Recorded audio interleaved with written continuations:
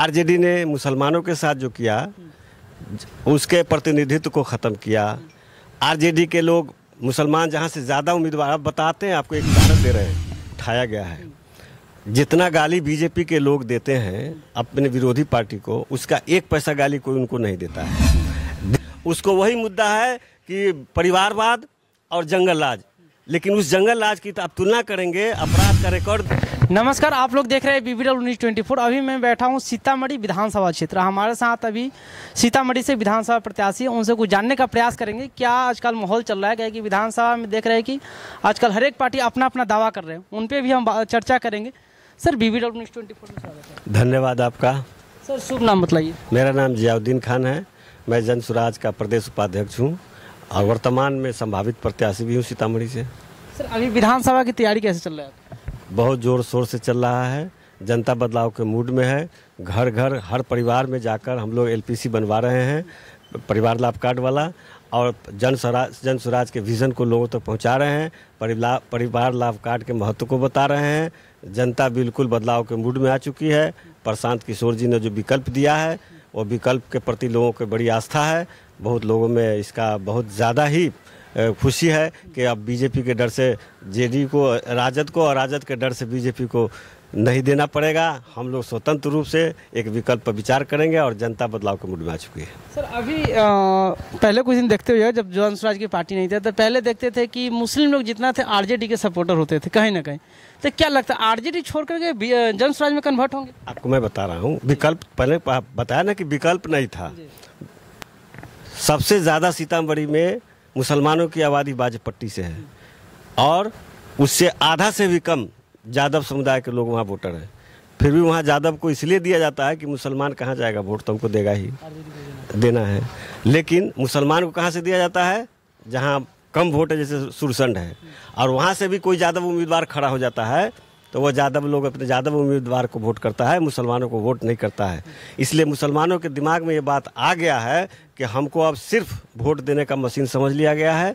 कलम की तरह उपयोग होता है कि जब ज़रूरत हो लिख लो और उसके बाद ज़रूरत ख़त्म हो तो जेब में डाल दो। इसलिए अब मुसलमान झांसे में आरजेडी के नहीं आने वाले हैं, अपना प्रतिनिधित्व चाहते हैं। जिला में हमेशा एक सीट जीतता था, लड़ता था, और आज के डेट में वो भी नदारद है। सर, जन स्वराज मुस्लिम कैंडिडेट मुस्लिम समाज को कितने सीट देने वाले? देखिए, हम लोग के नेता ने कहा है कि जिसकी जितनी आबादी उतनी उसकी हिस्सेदारी।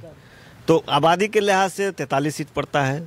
निश्चित रूप से प्रशांत जी बार बार कहते हैं, मुसलमानों के बीच जाके कहते हैं कि आपका जब तक प्रतिनिधित्व नहीं बढ़ेगा तब तक आप लोगों का भला नहीं होगा। आप लोग अपने प्रति, आप लोग को जितनी आबादी है उतना मैं दूंगा, और बिल्कुल दूंगा, और उसके लिए मेहनत भी करूंगा।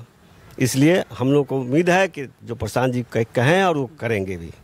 सर, अभी देख रहे हैं कि कहीं ना कहीं वोट अधिकार यात्रा जो निकला हुआ था उसमें आरजेडी का समर्थन जो है, वो लोग बोल रहे हैं कि जन स्वराज के इस साल खाता भी नहीं खुलेगा। अच्छा, एक बात, वो क्या कहेगा कि कुछ समाज, आपके ही समाज कुछ बोले हैं कि जन स्वराज के खाता नहीं खुलने वाला। हाँ, कुछ लोग होंगे इस तरह के। हर समाज में ऐसे कुछ, हर समाज में है, सिर्फ मेरे ही समाज में नहीं है, हर समाज में है। और वो क्या कहेंगे कि खाता खुल जाएगा, वो क्या कहेंगे कि सरकार बना लेगी। निश्चित रूप से वो 20 से 25 सीट पर आरजेडी रह जाएगी। जन स्वराज पूरे ताकत से सत्ता में पर काबिज होगा। अब व्यवस्था परिवर्तन के लिए लोग तैयार है और निश्चित रूप से जन स्वराज के नेतृत्व में सरकार का गठन होगा। 22 तारीख को सुनने में आया कि फर्स्ट लिस्ट आ रहा है जन स्वराज का, क्या उसमें आप लोग का नाम है? ये नेतृत्व जाने, हम लोग काम करते हैं, जो जिम्मेवारी उसका निर्वहन करते हैं। इसकी कोई कल्पना भी हम नहीं कर सकते हैं कि जन स्वराज क्या करेगा। जो करेगा अच्छा करेगा, और जो करेगा उसको मानेंगे। अच्छा सर, यह भी देखा गया है कि कुछ दिन पहले जैसे बिहार बंदी था, बीजेपी के जैसे माननीय प्रधानमंत्री नरेंद्र मोदी के माँ को गाली दिया था तो बिहार बंद किया गया था। अच्छा, ये बताइए सर, यहाँ के लोग इतना प्लान करते हैं, बाहर में बहुत सारे गाली सुनते हैं, उनको लिए कोई व्यवस्था क्यों नहीं होता? देखिए, एक बात बता देते हैं, ये भावनात्मक मुद्दा। दिलीप जायसवाल कहते हैं कि मेरे पास तो गाली का ऐसा डिक्शनरी कभी सुना नहीं होगा। वो तो गालीबाज की टीम ही है, भाजपा गालीबाज की टीम है। वो भावनात्मक मुद्दा, वो अपने वो जो देखा कि बिहार में जो रिस्पॉन्स नहीं मिल रहा है, इतने कोशिशों के बावजूद भी रिस्पॉन्स नहीं मिल रहा है, तो एक भावनात्मक मुद्दा उठाया जो फेल कर गया। जनता इस बंदी को नकार दिया। भाजपा को बिहार के पलायन से कोई मतलब नहीं है। भाजपा के ऊपर से 2 डबल इंजन की सरकार में बिहार की क्या स्थिति है आप देख लीजिए, 28वें स्थान पर है। सर ये आप बता रहे बिहार की क्या स्थिति, अभी देख रहे हैं कि कोई ना कोई प्रलोभन दिया जा रहा है बीजेपी की तरफ से, तो क्या लगता है वो प्रलोभन छोड़ करके जन स्वराज के वोट देंगे लोग?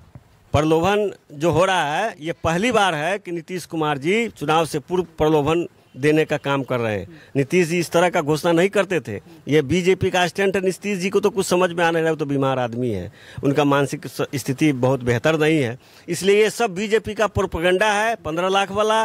ये सब प्रोपेगेंडा चुनाव के बाद ये सब खत्म हो जाएगा। और ये जो भी हो रहा है ये जन स्वराज के दबाव में हो रहा है। जन स्वराज ने जो जनता से वादा किया है और जनता के लिए जो प्रयास करने का वादा किया है, उनके विकास के पलायन रोकने का, ये सब को मुद्दा को भटकाने की दृष्टि से ये झोटा डपोर संघ की घोषणाएं हो रही है। ऐसा जमीन पर कुछ होने वाला नहीं है। अगर करने की मंशा होती तो 20 साल से सरकार है वो कर लिए होते, पलायन रोक दिए होते, शिक्षा सुधार दिए होते, स्वास्थ्य सुधार दिए होते और बेहतरीन बच्चों के लिए बेहतरीन पढ़ाई की व्यवस्था होता। ये पेपर लीक नहीं होता, ये राजधानी नहीं होती, हत्या लूट बलात्कार नहीं होता।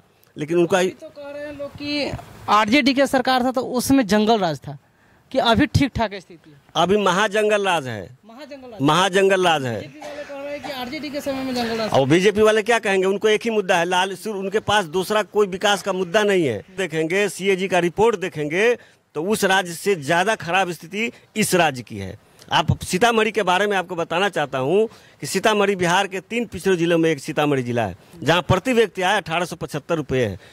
ये यहाँ के जनप्रतिनिधियों की उदासीनता बताती है। डबल इंजन सरकार की यहाँ माँ सीता के नाम पर सिर्फ लोगों की भावना को उभारा जाता है, जात पात के नाम पर वोट लिया जाता है और सीतामढ़ी के विकास से कोई लेना देना नहीं है। माँ सीता के जन्मस्थली को डेवलप करने से कोई लेना देना नहीं है। आपको अभी मैं बता दूँ, यहाँ के मीडिया के लोगों ने भी देखा और दिखाया कि अमित शाह जी का प्रोग्राम हुआ शिलान्यास का, माँ सीता की जन्मभूमि का मंदिर बनाने का। जिस दिन रोड बना अमित शाह यहाँ से गए और रोड उखड़ गया। ये रोड उखड़ गया, आप जाके देख लीजिए, वो रोड सामने है आपके। ये लोग क्या बोलेंगे? एक चीज देखा गया, जब मंत्री से आए तो 4 जगह से आराम से आए, बैठ के और आराम से घूम के गए। लेकिन लोग देख रहे हैं कि उसमें जो गौशाला रोड है उसमें मछली मार रहे थे लोग। आप देख लीजिए, गौशाला के बगल से रोड जाता है खैरवा, उसको देख लीजिए, बरसों से खराब है। खैरवा बाजार से आता है यहाँ पर आपको गौशाला रोड, वो बिल्कुल खराब है।